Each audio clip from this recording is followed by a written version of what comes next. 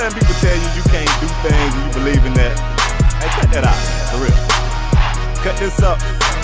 Put it on repeat. What's going on, folks? Welcome to another exciting episode of Strong Arm Sports. I'm KSpadeTheProspect. I'm your boy, Paris57, and together we form Strong Arm Sports, baby. We got a lot of things to talk about, man. We back, you know what I mean? Got a lot of things to talk about, and I want to start, of course, with the sport that I love the most, the NFL. Let's go there. You good with that? Yeah, let's get it, bro. Man, Spade, I want to talk about these undefeated teams, man. And one team in particular, but we could touch on all of them. But I really want to talk about the Carolina Panthers. But let's talk about all the undefeateds left in the NFL. Let's talk about the Panthers, the Broncos, the Packers, the Patriots, and the Bengals. How do you feel about these teams? Well, I'm just going to give you my surprises. I mean, when you look at these five, clearly, the big surprise for me is the Carolina Panthers. How is this team undefeated? You know, they got injuries, not to mention the fact that Carolina just insists on not putting offensive weapons around Cam. So when Kelvin Benjamin went down, I really thought that was it. And the other surprise for me is the Denver Broncos. Not because they're undefeated, but because they're undefeated while Peyton Manning is playing like pure trash. Yeah, I don't care what you guys say. Peyton is playing like trash this year. Those two teams surprised me the most. Now, on my end, I want to say definitely Carolina. And if I'm not mistaken, I picked Carolina to win that division, if I'm not mistaken, because I figured they had the best defense. But they was even playing well with Cam not having weapons. And in the first game of the season, Luke Kuechly ended up going down with a concussion. And he was out a few games. And they still played well. But I want to speak on the Cincinnati Bengals. I don't feel like we show the Bengals no love. And the Cincinnati Bengals have been playing well. And not only the Bengals as a team, Andy Dalton, which, you know, Andy Dalton problem isn't normally the regular season. It's always in the playoffs.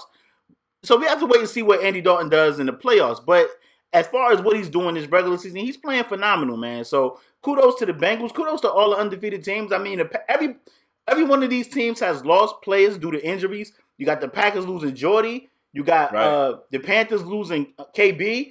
Well, you might well say the Broncos got somebody lost to injury because they don't have a running game and Peyton Manning playing like shit. So they might as well be injured. I mean, LaFell is out for the Patriots, and I mean, I think the only team that don't have injuries may be the Bengals. But other than that, you know, for these teams to still be undefeated, it's pretty doggone good. And shout out to Cam Newton because he's playing like that elite player that we always thought he could be. He threw the Panthers on his back last week against Seattle, and him and G-Rag just made Seattle, man. They had the Legion of Boom in the secondary arguing. So kudos to Cam. Kudos to Cam for pulling out that win, man. Yo, let me throw something in before we move forward. You know, you said you like Carolina at the start of the season because of that defense. Yeah. And I'm gonna give you your credit. You might have been onto something. Turns out, man, I was looking at the undefeated teams and who's doing what. And of the undefeated teams, like Carolina's defense is impressive. They've only given up 94 points. At the same time, they are 5-0. A couple of those teams are 6-0. So that also has to be taken into consideration. But Carolina's defense has been playing pretty good without a lot of big name studs and stars out there. Those guys are just getting it done.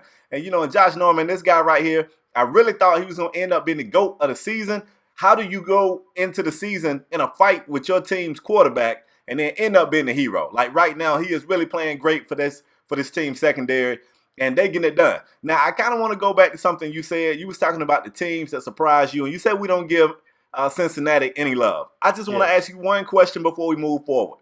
Okay. If this team continues to play like this, and they get in the playoffs, and they take a fade in the first game in the playoffs, is Marvin Lewis safe?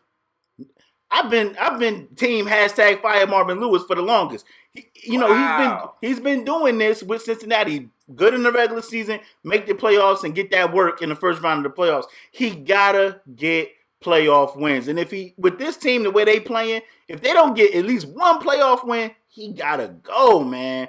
He gotta go. You think he gotta go if they don't get a playoff win? If they don't get a playoff win, he gotta go. It doesn't matter about the regular season, man. Like, if you get in the playoffs, that team is good enough to contend. If they get in the playoffs and catch that fade in the wild card, he got to go, man. He got to go. All right. Y'all heard it here. Cincinnati, you guys lose LaParis, he's coming for your head, Marvin. Yeah, but a lot A lot of people say we bias and we team black coach and black quarterback. Man, Marvin Lewis got to go if he don't win. He got to go. Marvin, I'm cool with you, Marvin. I don't think he should be fired if they don't get the win. I just want to say that on record.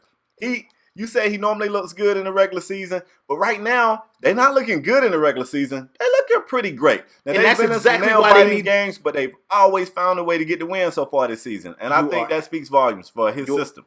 You're 100% right, and that's exactly why they look great in the regular season. But if they go there and lay a goose egg or get that work in the playoffs, now if they go in the, you know what? Let me change my statement.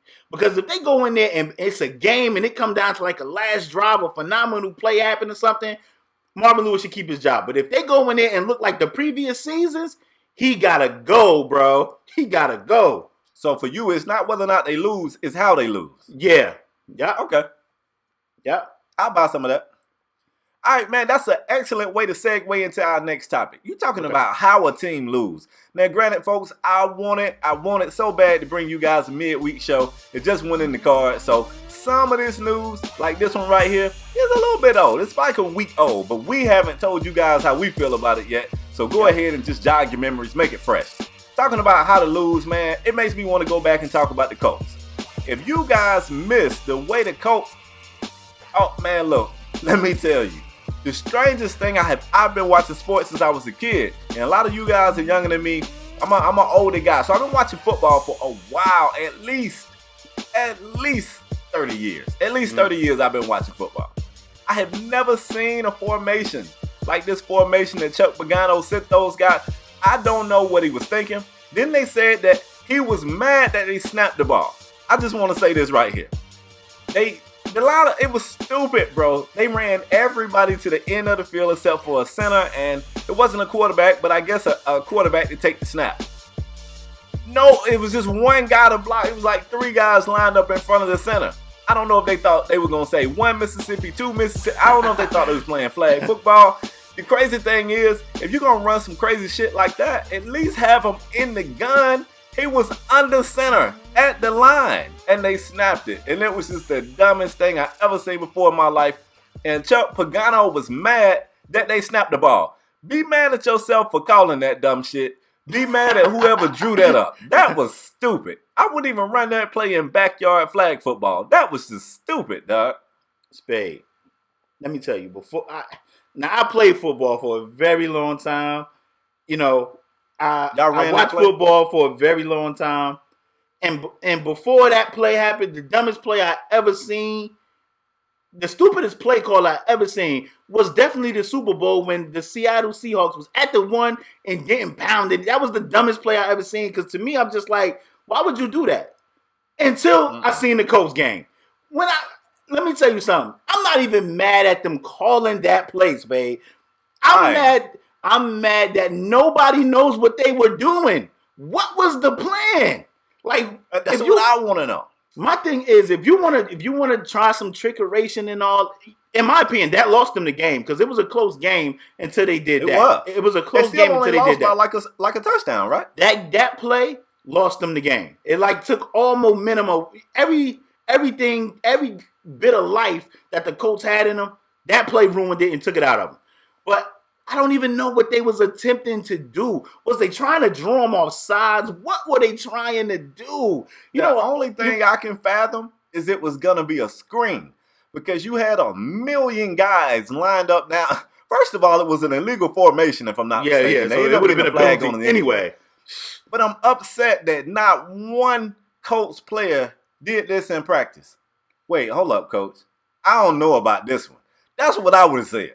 I would have said, Coach, I don't know about this one. Somebody, I don't know. It was funny, man. If you're going to lose better than that. Let me tell you something about football practice. In football practice, you run a lot of bullshit. You be like, let's just try this, man. You keep it in your back pocket. And you never use it. So they probably did that in practice and was like, oh, that, it's kind of funky. But don't pull it out in the game. That was a nationally televised game. Everybody. Usually it'd be somebody, usually when you do something or it'd be a play, like you hear people arguing about the Seattle play at the goal line. They'd be like, well, I see why he would do that because everybody was thinking run. He wanted to throw the slant. Find some logic there. Yeah, so it'd be people that'd be like, okay, nobody was like, what? Nobody can figure it out. Nobody can figure it out. And I think that they also kicked the onside kick in that game, which I just don't know what Pagano, I'm sorry, and I know you beat cancer, and cancer sucks. It ain't got nothing to do with this, bro. Yeah, man. That was just terrible coaching, man. It was terrible coaching the whole day, man. I don't know what you was thinking about. And it was the reason that the Colts lost that game, man. It really was bad. Well, we're going to segue to another play that happened last week, Spade. I know definitely a play you want to touch on. Michigan versus Michigan State, so it was a very close game. Michigan was trying to chew clock on some mat and shit. They was trying to chew clock. They called like three dives in a row, and they was like, you know what? It's like 9 to 10 seconds left. We just gonna punt the ball off and make them earn it. Spade, how do you feel about the ending of that game right there? The ending. How? I mean, if you guys didn't see the ending, it was one of the best endings ever. But how do you feel about it? It depends on who you was rooting for. Because that's true. For some people, it was one of the worst endings. You're right. This is what I want to do, right? I want to go to the Michigan Wolverine football facility. I want everybody who's a part of it in there, right? I'm going to walk in there with my pen like a presidential candidate. I'm going to look at those kids and I'm going to say, the Michigan football team, you guys have just been a part of a very traumatic experience. I don't want to verbally assault you guys. You can exit to the right. I'm going to look at the fans. I'm going to say, you guys, man, you just went through one hell of a game. You guys were crying in the stands like little bitches. I don't have anything to say to you guys. You can exit right. And I don't want anybody left in there but that Michigan Wolverine coaching staff. And I want to go in on those guys. First of all, I want to talk to Jim Harbaugh. Jim, why? First of all, you were only up 2. A field goal would have lost you the game. Here's why I don't blame the field goal kicker. Everybody was saying, why didn't he just dive on the ball?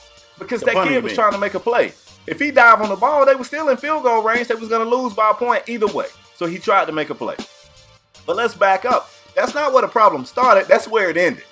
It started at the beginning of that drive when Jim Harbaugh said, instead of running some plays in my playbook and trying to advance the football, we just going to come out here and basically quit and run halfback dive 3 plays in a row. First down, second down, third down. I don't care if you want to run the ball. Can we get a toss? Can we get a counter? Some zone blocking scheme, something to just, we're just going to line up and run straight. All right? On third down, Jim Harbaugh calls a timeout because he wasn't thinking on first down what the hell he would do on third down if they didn't get a first down. That angers me. You should have known if we get a first down, here's what we're going to do. If we don't get a first down, you should have already had this thought out. What were you doing on the sideline? Like, he wasn't thinking that it was a chance they wasn't going. So they don't get the first down, of course, because you just ran a dive. So he calls a timeout. He calls them over. So he's like, what should we do here? We're up 2. So they first they go through this whole thing. Then they decide to punt. They line up. The punt, it's a rough snap. The kicker tries to make a play. The game is over. And I go, I don't blame those kids. I don't blame that kicker. I don't even blame the center who snapped the ball. That loss falls on the hands of Jim Harbaugh and his coaching staff. That whole last drive was just trash. I feel sorry for those kids and those fans because you guys deserve to win that game. That was horrible, dog. Jim Harbaugh. That's a standard case of playing not to lose and not playing to win. Like, play to win. Always bites teams in the butt. Always. Yeah, man. Like, stop. It's the same thing with like a team. A team gets in the prevent defense, a blitzing team, and they get in the, like, you've been blitzing and you've been winning all game with the blitz, applying pressure, getting turnovers, but it's still a close game. But you had to lead the whole game, and then they get the ball back. It's a minute left, and you get in the prevent. You got these deep ass safeties. You got your linebackers not blitzing no more. They dropping all the way back. You got hella safeties. Don't know anything about pass defense. Pass coverage, no sir. And then a team pick you apart, and they get a touchdown because you playing not to lose. You're not playing to win the game. Play to win the game, man. Hello. But Hello. I mean that's really what Harbaugh, he was playing not to lose. And I get him stopping the clock, man. You gotta, one first down wins that game. Just run your regular offense. Like, you ask any elite coach, when they come to elite coaches, I know a lot of people are going to be like Bill Belichick and all these guys. When they come to elite coaches, I like to quote Bill Parcells. And Bill Parcells said when he was in the Super Bowl with the Giants and with the Patriots, he was like, man, when they was up, he would tell his defensive coordinator, his coordinator would come to him and be like, yo, what should I run? Bill Parcells would tell that guy, run whatever you would run in a normal situation. And I mean, if you look at Bill Parcells, he got some jury. Yeah. Hold up. Before you move on, one thing I want to say too, man. Fans, man, you guys take it too serious because, and I'm a big fan of the teams I support, but sending the punter death threats, come on, man. Yeah. They sending this kid death threats. He's a kid, man. Sending him death threats and saying, you know what I mean, don't be seen on the street. Like, he ain't snap it to himself. Come on, man. That's just too far, man. It's too far. Yeah. Agreed. Fans for the long time, you know, people forget. Fan is the short word derived from the word fanatic. Mm-hmm. And to be a fanatic implies that you are a little bit crazy. And I'm cool with that. But fans always take it too far. You got two teams that'll play. You know, one team will get their ass kicked. At the end of the game, those guys will shake hands and laugh and tell jokes. Yep. In the stands, the fans will go fight each other. Yep. Y'all ain't making $1 off of it. You know what I'm saying? It's just crazy to me. But I want to go ahead and move on to something. Talking about being a fan and how crazy we can be. Our next topic, I want to talk about the Miami Hurricanes. Now, as you guys know, this show is filmed. The Paris, this is very serious, man. I want you to relax, all right? Sip your water. You got your water? Yeah, I got my water. This is very serious. I got my water. This show is filmed on Saturday, and the Miami Hurricanes just suffered the worst defeat in Miami Hurricane history. It was awful. It was embarrassing. I don't even play for the school, and I was embarrassed. People was hitting my phone up like, what is going on with you guys? You got ex-Hurricanes that was tweeting during the game like, it's time to make, like, you have to make a change. This is ridiculous. And you see, I still got my cane hat on. I'm going to take it off, too, because y'all was giving me a hard time about my bald head. Hashtag free the baldy. But yeah, man, I just want to say, as a Miami Hurricane fan, it is definitely time to make a move. Teams be up sometimes and be down. There's absolutely nothing wrong with being down. But let's not be so desperate to make a change that we bring in a guy that's not a Miami guy. Al Golden was never a Miami guy. When I heard that we was hiring this guy, I was like, wait a minute. I just didn't really feel like he fit the bill. I wanted to give him a shot to see how he would be. You know, everybody deserves a fair chance, and I honestly gave him a fair chance. But it is time to go in another direction. Me personally, I would have fired Al Golden at halftime. I'd have fired him at halftime. Clemson stayed on the field. They wasn't even going to go in the locker room. They was like, it's nothing. We don't need to make any adjustments. We don't need to change anything. That just pisses me off. I'd have fired him at halftime. That's what I would have done. And even if that team would have lost, I would have sent a message that losing like this is unacceptable. And I urge the athletic director, look, Shalala, make a move. I don't care if we get some old players. You better find out what Ed Reed doing. Ray Lewis might don't know any plays. He can come down there and inspire those guys to play harder than they played today. It is time for a change in Miami. Spade. I know you probably don't want to add anything, but we got to make a change, bro. Spade. Jimmy Johnson ain't walking through them doors. Vinny Testaverde ain't walking through them doors. Willis McGahee ain't walking through them doors. He might. Frank Gore ain't walking through them doors. Spade, I told you. You did not tell me this.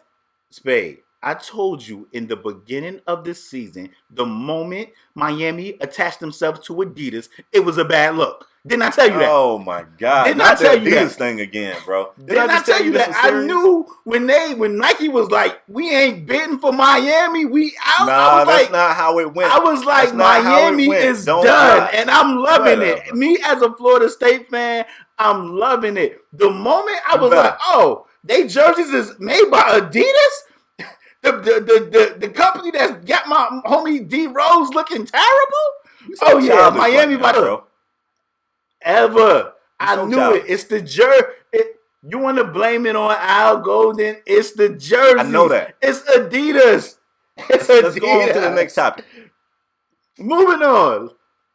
Let's move keep it on. moving. The Kane suck, by the way. Hashtag Kane suck. Whatever, man. What else do you have, bro? I want to move on to the next topic. Hashtag turn your U's upside down. Anyway. Oh, my God. Let's talk about some NBA news, man. The NBA season is right around the corner. It's about to start the upcoming week. I don't know if we're going to be able to do a midweek show. So that's why we want to touch base on a couple of topics in the NBA right now. So we could, we could feed you guys. But anyway, NBA season is starting in Spade. It got me to thinking, when I asked this question, I know it's going to be a lot of things in the comment section. So let's kind of explain it a little bit. I want to know, who are your sleepers in the season? Now, when I say a sleeper, I want a team that didn't make the playoffs last year. I want a team that didn't make the playoffs last year that can currently get in the playoff this year. That's what I mean by a sleeper. They ain't going to talk a revision. Go ahead. I want a team that hasn't made the playoffs the last couple of years.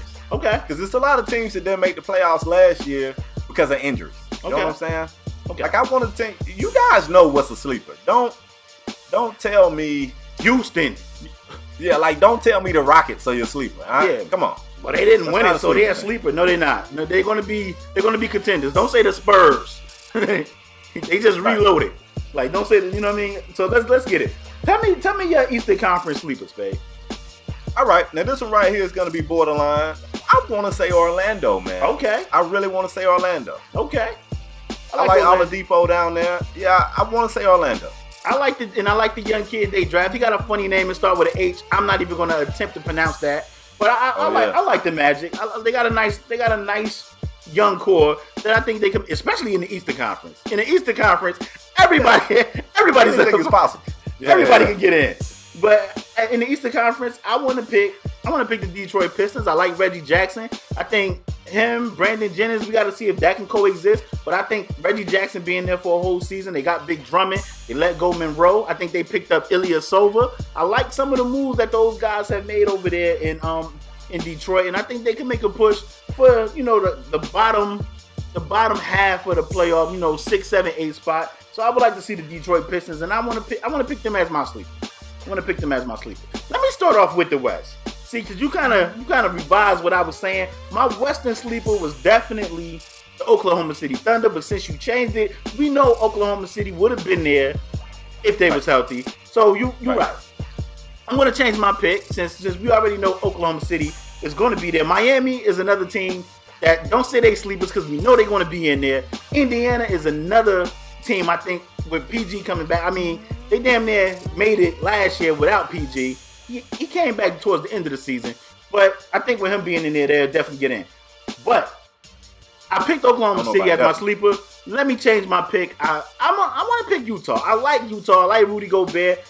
I think at the end right there, they could kind of make a push for that 8 spot. And the Western Conference is so tight, man. Like, teams with 50 wins be missing the playoffs. It's tough in the West. But who do you have as your Western Conference sleeper? You know what would be cool? It would be cool to see Minnesota get in there. They got a young squad, man. They got some leapers. Yeah. You know what I'm saying? They got Wiggins over there, Levine. These guys got bunnies. Yeah. It would be an exciting team to see get in there. I don't necessarily know that they will. I want to say Sacramento, though. I think Sacramento got a spot. I want to say Sacramento. Yeah, I'm going to even go. I got a bold prediction here. I think on paper, I know this doesn't mean anything. The game hold up. Bang. Hold up. Let me shots fired. Shots are about to be fired, ladies and gentlemen. What are you about to say, Spade? What are you about to say, man? I think on paper, I got to make sure I say on paper because you guys are going to come at me. On paper, I think Sacramento is better than New Orleans. I like the Kings over the Pels. I do. Wow. So you think? I do. So let me ask you a question. So you think the Pelicans have a shot at missing the playoffs this year? Absolutely. Hell yeah. Wow. Yeah, they got a shot. Yeah, they not a shoe-in. You think they're a shoe-in? They done crowned him a Hall of Famer. Like with AD. Yeah, I know. You think they're a shoe-in? I think they get in. West? I think they get in. That's not what I asked. I think they're gonna get in. I think a team. I think Of course, OKC is getting in if everybody stay healthy. And I think Oklahoma City will take Portland's spot. That's what I think Oklahoma City spot would take. I don't think Portland making it with just, Lillard going to literally, that's a tongue tie. Lillard will literally have to jack 40 shots a game. I don't see them getting in. I don't see Portland getting in. I don't. So I think OKC will take Portland's spot. But I think the Pelicans will get in. I think they'll get in. I mean, it's going to be, woo! I'm glad you said that because usually I say the bold shit on this show. Well, I tell you what, at the end of the year, you guys are going to be saying, Spade, you are a genius. And I'm going to be saying, I know that. You know what I'm saying? Bro, now, I don't have no problem. If you're right, you're right. You know what I mean? I come back and be like, man, you called it, bro. You ain't called it with the Canes, but, I mean. Bro, was like a couple of segments ago. That's the past. I'm saying. Let's move forward. I think the Pelicans are getting in. So what I want you guys to do in the comment section down below, give me your East and West sleepers. They cannot make the playoffs. Spade don't want them in the playoffs for the last 3 years. But just get a couple at least. Don't say Miami. Don't say OKC. And don't say the Pacers. Come on, man. We know they're getting in. But anyway, you ready to move on? Oh, it's on you. It's on you. Yeah. I got one for you. You guys know me. A lot of you guys know me from my gaming self. Before I was, the sports guru that I am right now. And a lot of people know me as the Rainmaker. Yeah. I may shoot too many threes in NBA 2K. Well, maybe watching my videos is contagious. It's a trend. It's a growing trend in the NBA. I want to bring it to you guys as well as you, LaParis. I want to know how y'all feel about this. The amount of three-point shots are almost, they're up so far. I know it's just in the preseason, but they're up almost double from last season. I saw some numbers that I don't have right here in front of me, but something along the lines of, I think James Harden attempted about 6 or 7 threes a game last year. So far in the preseason, he's attempting 11 a game. We're seeing bigs take threes. I got a chance to see Chris Humphries making it rain on Miami the other night. We already heard Gentry said that he want to put a focus on Anthony Davis shooting threes. 3-point shots are the wave. They are the future, my brother. How you feel about it? The crazy thing is, Spade, you want to be a stretch four, go to Washington. Because Washington got Drew Gooden out there shooting threes. They got Chris Humphrey shooting threes. Soon we going to see big, what's the Polish hammer name? What's his name? Gortat going to be out there shooting threes soon. You want to be a stretch 4 or 5, go to the Wizards. But as far as three-pointers, man, it's even some arguments of the NBA, I'm doing the quote fingers here, aficionados saying they might need to add a 4-point line and make a line further back because so many threes are being launched by everybody. Everybody's shooting threes, man. Man, I was reading on NBA.com the other day. It said that Anthony Davis is shooting 2,000 threes a day. 2,000 threes a day? Man. He don't want to be great. I get it, but I gotta be old. I gotta be old because I'm of the old mind state. I grew up. I seen Shaq. I seen Pat Ewing. I seen bigs be bigs, and now bigs are turning into 2K bigs. They up there handling the rock. Just thinking that they handling the rock. They shooting threes. They doing pull up jumpers, and I don't know how I feel about it, Spade, but I'm a traditional guy. And I like tradition. And I was just arguing about tradition with baseball last week. Oh, so you contradicting yourself. That's what I'm torn, bro. I'm torn, and I don't know how to feel about it because I see the NBA evolving into something else. And I'm gonna tell you what all this started to. And this might be a little controversial thing I'm about to say. All them European bigs came in there and was lighting it up. Oh, bang, bang, bang, bang, bang. Yeah, all them European players came in there and was lighting it up like Dirk and all those Mehmet Okors and all those type of guys. And now they like, you know what? Yeah, all them guys was coming up in there, lighting it up. And now they like, you know what? All our bigs got to be stretch fours. I told you this. We wasn't recording or talking. We was just on, talking in the party. And I said, man, if it was a traditional big left, and I think the closest thing we have to it is probably Marc Gasol, Boogie Cousins. Those guys are kind of traditional. They get in the post and they go to work. Zebo and Al Jefferson. Al Jefferson. Those guys are like traditional bigs. I think they'd be a dominating force in the league. See, Zebo really don't have that athleticism like Shaq, neither do Al Jefferson. If we was to see another guy like a Shaq just be athletic, able to get in the post and just body somebody, I don't think the bigs want that contact. You know, you would look at a guy like Dwight, and you would think Dwight Howard can body the league, can own the league if he take over. But I don't think Dwight has the same mindset as a Shaq. Right. I agree. And I just I'm very interested to know what the fans think, how they see this trend going, because I mean it's only growing. It's only growing. Right. Let's move on, Spade. A pick'em game. We got to pick a pick'em game this week. Woo! When I tell you, don't involve the Hurricanes, do it. Absolutely not. We are done with Mike. We are not, ladies and gentlemen. We will not be talking the games no more this season. No more this season because they suck. I didn't say that. I don't care if they make a bowl game and upset somebody. We will not be talking the game. I won't be talking the game. We're going to be talking them next week when we get a new damn head coach. No, sir. But, you know, when we was looking at the pick'em game, man, it was slim pickings. We was about to pick a game from the NBA. But me and Spade was talking over pick'em games. And it's a game happening 9 o'clock Sunday morning Eastern in London. And I was like, Spade, you know, we could pick Buffalo, Jacksonville. Spade was like, Buffalo, blah, blah, blah. Spade, who you picking? I mean, I'm going to say it with my chest out. And I'm going to tell you what I told LePairs. If there's any Jags fans listening, he said, oh, man, all these games suck. Bills, Jags. I said, yeah, man, that is a bad game because everybody know the Bills going to kill the Jags. He said, what? I said, what, your iPhone got bad reception? I said, everybody know the Bills going to kill the Jags. And that's what I'm going to say right here on the show, man. Man, let's get it. I know Tyrod ain't playing too. EJ Manuel going to beat the Jags. Who he throwing to? Chris Hogan? He ain't going to throw it to nobody but Clay. They gonna. It don't matter when you play the Jags. Man, listen. I'm gonna tell you what. I'm gonna pick Jacksonville this game. I like Blake Bortles. I like the young wide receivers they got. Julius Thomas is playing better. They gotta kind of get the run game going. I was never a fan of Toby Gerhart. Spade was. He cheats. Chill, man. I ain't never liked Toby.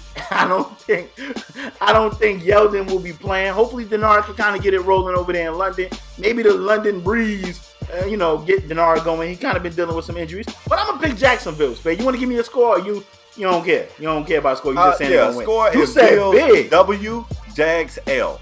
All right? Well, I'm going to pick Jacksonville. I'm interested to know what you guys think. Bills, Jacksonville, who do you guys have in the comment section down below? Spade, let's get it. All right, man. We're going to go ahead and wrap this show up. The last segment we got for you guys today is our Strong Arm Performer of the Week. If you're new to the show, this award right here is very special. You know, you got the Oscars, the Emmys, all that stuff right there pales in comparison to the Strong Arm Performer of the Week. This award is given to a guy who basically made sure his team got the dub. I'll go first. I'm going to give my award to the most consistent running back in the league so far this season. Not from a big team you would expect. We're not talking Le'Veon Bell or anybody like that. We're talking Chris Ivory, who threw his team on his back again last week to the tune of 146 yards rushing and 1 touchdown. Chris Ivory, congratulations. You are my Strong Arm Performer of the Week. I like that pick because Chris Ivory is making it capable for the Jets to get dubs out there because they ain't putting it in the hands of Ryan Patrick. If you steady handing it off and you can play action and get the ball to Brandon Marshall. Say it again. Whoa, Fitz been looking okay. Because he has a run game. Take away Ivory. Let's see how Fitz looks when he got to throw it 40 times a game. That's true. But I like that. I like that strong arm performer. But I'm gonna go a little different with mine. My strong arm performer. Let me tell you what he did last week, Spade. He went 8-12, and I know you like 8-12. He went 8-12 from 168 passing yards. He had 2 touchdowns, and we talking about Landry Jones for the Pittsburgh Steelers. Man, it looked like the Pittsburgh Steelers was going to lose that game before young Landry came in there and was like, I'm sorry, Michael Vick. It's time for you to have a seat. And it hurt my heart because I'm a Michael Vick fan, and I've been playing Michael Vick every week in FanDuel, thinking Michael Vick had one special moment, and he let me down every week. And he did. I think he got hurt because dirt went in his eye. Man, Michael Vick. Man. He had a hammy. Man, Michael Vick. I like your pick. Can I make a bold prediction on your pick, though? What, that he ain't going to do nothing this week? He ain't going to do crap this week, bro. This is strong arm performer of last week. I ain't say he was for this week. He for last week. Hey. And for that reason, you will go pick this guy up in FanDuel, and I'm trying to say you. You know what I'm saying? I'm doing you a favor. Landry Jones, he went 8 of 12, 168 yards, 2 TDs. A lot of that was Martavius Bryant running. Martavius Bryant ran like 100 yards. A lot of that was that. So he could have been a strong arm performer as well. But for that reason, Landry Jones, for helping your team pull out that win, you are my strong arm performer of the week. Spade, it's been a great show. As usual, we want you guys to bang the like button if you were supportive. If you're new here, hit the subscribe button, man. We growing we getting there. If you don't want to see our mug shots, we got podcasts everywhere. iTunes, Podacst, SoundCloud, we everywhere. So if you don't want to see us, you can just listen to us in your ear, man. It's been a great show, Spade. We want to thank you guys for continuously supporting us, man. Spade, anything else? Hey, man, I want to encourage you guys to keep coming with the comments. You guys had me cracking up. Y'all was going at me about my bald head. Y'all was going at LaParis about his headphones looking like a head coach. I was cracking up, man. So I love the interaction. Continue. Drop your comment. Even if I disagree, drop it in there anyway. Yeah, man. We love you guys supporting there, man. Leave right in the comments. And if you guys notice, we've been in there responding. We've been in there going back and forth. So it stirs up another conversation, another debate in the comment section. So we greatly appreciate that, man. Other than that, we want to thank you guys for tuning in. We'll see you guys next episode. Peace.